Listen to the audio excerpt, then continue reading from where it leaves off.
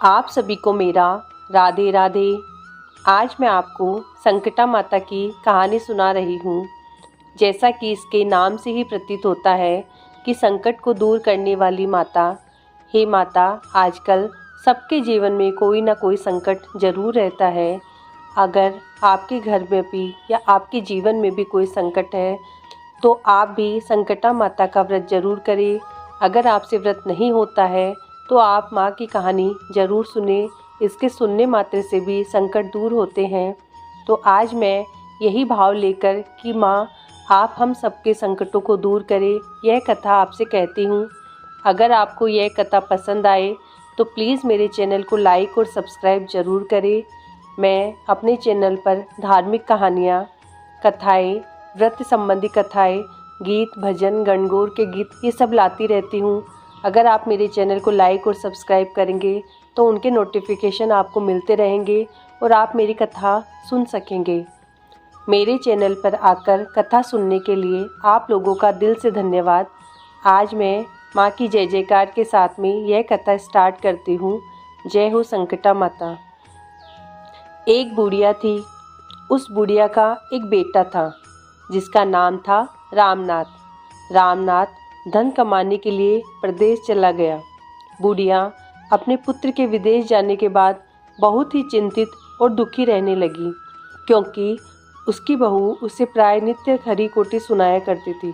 इसलिए बुढ़िया प्रतिदिन चिंतित और उदास रहती और घर के बाहर स्थित कुएं पर बैठकर रोया करती थी। बुढ़िया का यह रोज का क्रम हो गया था। एक दिन कुएं में से दिए की माँ नामक एक स्त्री निकली और उसने बुढ़िया से पूछा, बूढ़ी माँ, तुम इस तरह बैठकर क्यों रोती हो? तुम्हें किस बात का कष्ट है? तुम मुझे अपना दुख बताओ, मैं तुम्हारे दुख दूर करने का प्रयत्न करूंगी। बुढ़िया ने उस स्त्री का प्रश्न सुनकर कोई भी जवाब नहीं दिया, रोती ही रही। दिए की माँ बार बार एक ही प्रश्न दोहराई जा रही थी। वह बुढ़िया इस बात से झुंझला उठी और उस बुढ़िया ने दिए की माँ से कहा, तुम मुझे बार बार ऐसा क्यों पूछ रही हो? क्या सचमुच ही तुम मेरा दुख जानकर उसे दूर कर दोगी? बुढ़िया की बात सुनकर दिए की माँ ने उत्तर दिया, मैं अवश्य ही तुम्हारे कष्टों को दूर करने का प्रयत्न करूंगी। बुढ़िया ने दिए की माँ का ऐसा आश्वासन पाकर कहा, मेरा बेटा कमाने के लिए प्रदेश चला गया है। उसके पीछे मेरी बहू मुझे बहुत बुरा भला कहती रहती है। यही मेरे दुख का कारण है। बुढ़िया की बात सुनकर दिए की माँ ने कहा, यहाँ के वन में संकटा माता रहती है। तुम अपना दुख उनसे सुनाकर कष्ट से छुटकारा पाने के लिए प्रार्थना करो। माँ बहुत दयालु है, दुखियों के प्रति बहुत ही सहानुभूति रखती है। निसंतानों को संतान, निर्धनों को धनवान, निर्बल को बलवान और अभागों को भाग्यवान बनाती है। उनकी कृपा से सौभाग्यवती स्त्रियों का सौभाग्य अचल हो जाता है। कुंवारी कन्याओं को अपने इच्छित वर की प्राप्ति होती है। रोगी अपने रोग से मुक्त होते हैं। इसके अलावा जो भी मनोकामना हो वह सभी को पूरा करती है। इसमें कोई भी संदेह नहीं है।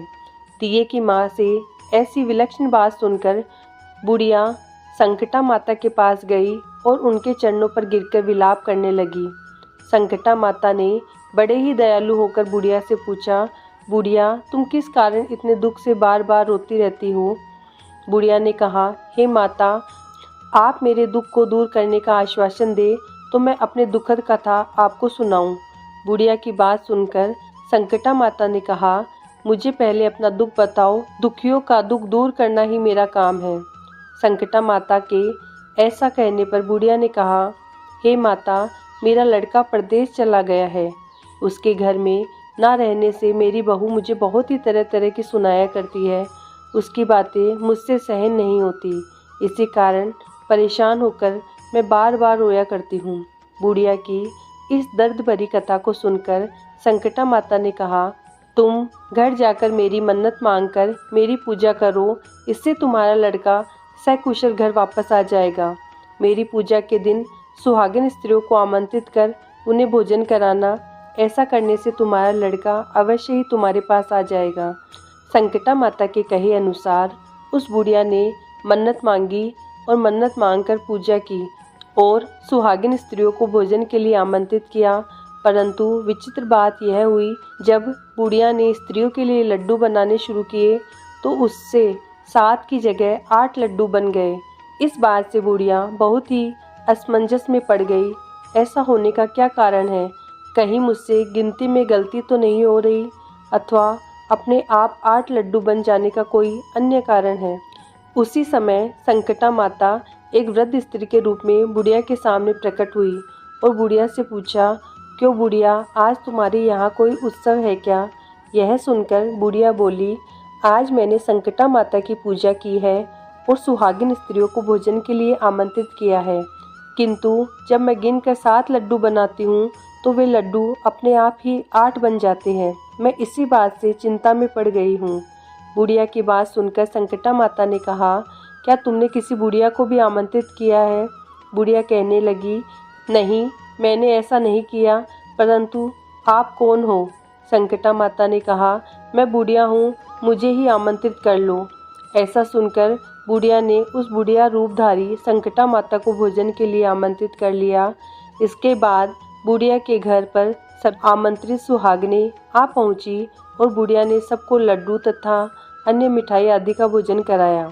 इससे संकटा माता उस बुढ़िया पर बहुत ही प्रसन्न हुई और माता की कृपा से उस बुढ़िया के बेटे के मन में अपनी माता और पत्नी से मिलने की इच्छा उत्पन्न हुई और वह अपने घर के लिए चल दिया। कुछ दिन बीतने के बाद वह बुढ़िया संकटा माता की पूजा कर सुहागिनों को भोजन करा रही थी कि किसी ने उसके लड़के के आने की सूचना दी, लेकिन बुढ़िया अपने काम में लगी रही। उसने कहा, लड़के को बैठने दो, मैं सुहागिनों को जिमा कर अभी आती हूँ। लड़के की बहू ने पति के आने का समाचार सुना। उसी क्षण पति के स्वागत के लिए तुरंत घर की ओर चल दी।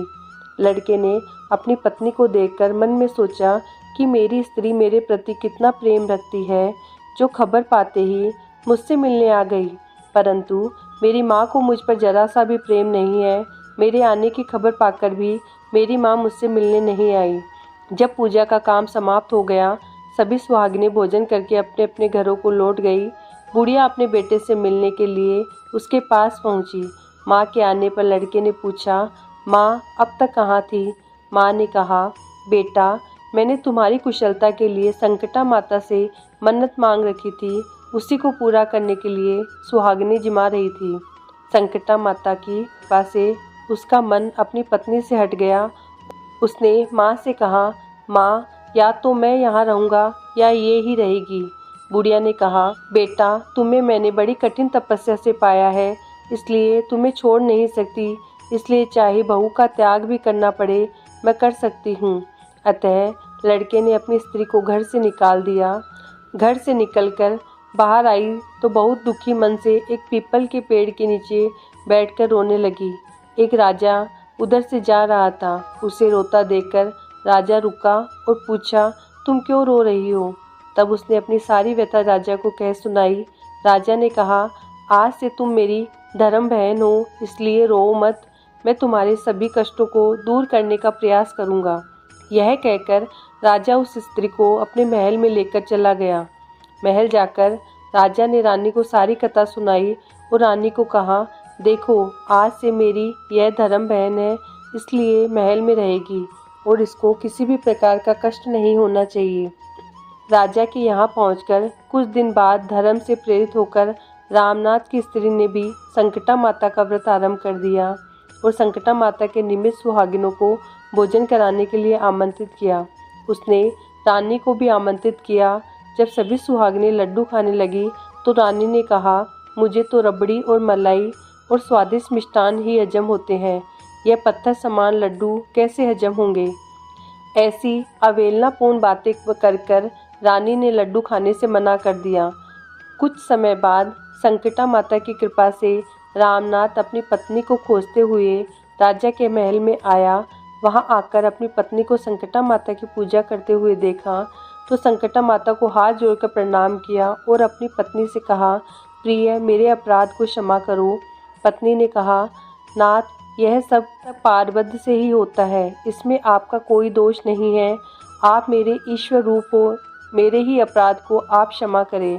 यह कहकर दोनों ने विधि पूर्वक संकटा माता का व्रत कथा सुनी, संकटा माता की पूजा की। पूजा को समाप्त कर सुहागिनों को जिमाकर दोनों पति पत्नी अपने घर की ओर प्रस्थान के लिए तैयार हुए। जाते समय रामनाथ की स्त्री ने राजा रानी से कहा, जब मुझ पर दुख पड़ा तो आप लोगों ने धर्म बहन बनाकर मुझे आश्रय दिया था। यदि आपको किसी भी तरह की सहायता की आवश्यकता हो तो मेरी कुटिया में निसंकोच ही चले आना। ऐसा कहकर दोनों पति पत्नी अपने घर चले आए। संकटा माता के प्रसाद का निरादर करने के कारण रानी पर भारी संकट आ पड़ा। रामनाथ की बहू के जाते ही उनका राजपाट नष्ट हो गया। ऐसी विपत्ति में पड़कर रानी ने राजा से कहा, न मालूम वह तुम्हारी धर्म बहन कैसी थी, उसके यहाँ से जाते ही सब कुछ नष्ट हो गया। रानी ने राजा से कहा, जाते समय वह कह गई थी कि जब मेरे पर कष्ट पड़ा था तब मैं तुम्हारे यहाँ आई और कदाचित तुम्हारे ऊपर कोई भी कष्ट पड़े तो तुम मेरे घर चले आना, इसलिए हम लोगों को उसके यहाँ चलना चाहिए। ऐसा विचार कर राजा रानी दोनों ही अपनी धर्म बहन के घर गए। वहाँ जाकर रानी ने कहा, बहन तुम्हारे जाते ही ऐसा क्या हो गया कि हमारी सारी संपत्ति नष्ट हो गई। हम लोग बहुत ही परेशानी में पड़े हुए हैं। रानी की बात सुनकर रामनाथ की स्त्री ने कहा, बहन मैं तो कुछ नहीं जानती, मेरी तो सब करता धरता संकटा माता है, इसके अतिरिक्त कोई दूसरा नहीं। इसलिए मेरी राय में तुम संकटा माता से अपनी भूलों के लिए क्षमा याचना करो और उन्हीं की मान मनोती से तुम्हारा काम बन जाएगा। तुम्हारे सारे बिगड़े काम अपने आप सुधर जाएंगे। रामनाथ की स्त्री की बातें सुनकर रानी ने श्रद्धा भक्ति से संकटा माता का व्रत किया और सुहागिनों को जिमाकर अनजाने में हुई अपनी सब भूलों के लिए संकटा माता से बार बार क्षमा मांगी। रानी के ऐसा करते ही संकटा माता प्रसन्न हो गई और रात में रानी को स्वप्न में कहा कि तुम दोनों पति पत्नी अपने महल को चले जाओ, वहाँ जाकर मेरी पूजा करना और मेरे निमित्त सुहागिनों को जिमाना। ऐसा करने से तुम्हारा गया हुआ राजपाट तुम्हें दोबारा मिल जाएगा। सुबह होते ही रानी ने अपने सपने की बात राजा को बताई। रानी की बात सुनते ही राजा उसी क्षण रानी को साथ लेकर अपने महल की ओर चल दिया। महल में आने के बाद राजा रानी ने संकटा माता के कहे अनुसार पूर्ण भक्ति भाव से माता संकटा की पूजा की और सुहागिनों को भोजन कराया। ऐसा करने से उनका बिगड़ा हुआ सारा समय सुधर गया और सारा राजपाट उन्हें वापस मिल गया और वह पहले की तरह राज्य को भोगने लगे। बोलो संकटा मैया की जय। इस प्रकार संकटा रानी व्रत कथा, संकटा माता की व्रत कथा समाप्त होती है। हे माँ, जिस तरह आपने बुढ़िया माई को बेटे से मिलाया, एक पत्नी को अपने पति से मिलाया और राजा और रानी को राजपाट दिया, उसी तरह जो भी आपकी कथा सुने अन्यथा आपका कोई भी व्रत करे, उनके भी सब संकट आप दूर करें। जय हो माँ संकटा देवी की जय। आप लोगों से मेरी विनती है कि प्लीज़ मेरे चैनल को आप लाइक और सब्सक्राइब जरूर करें। धन्यवाद।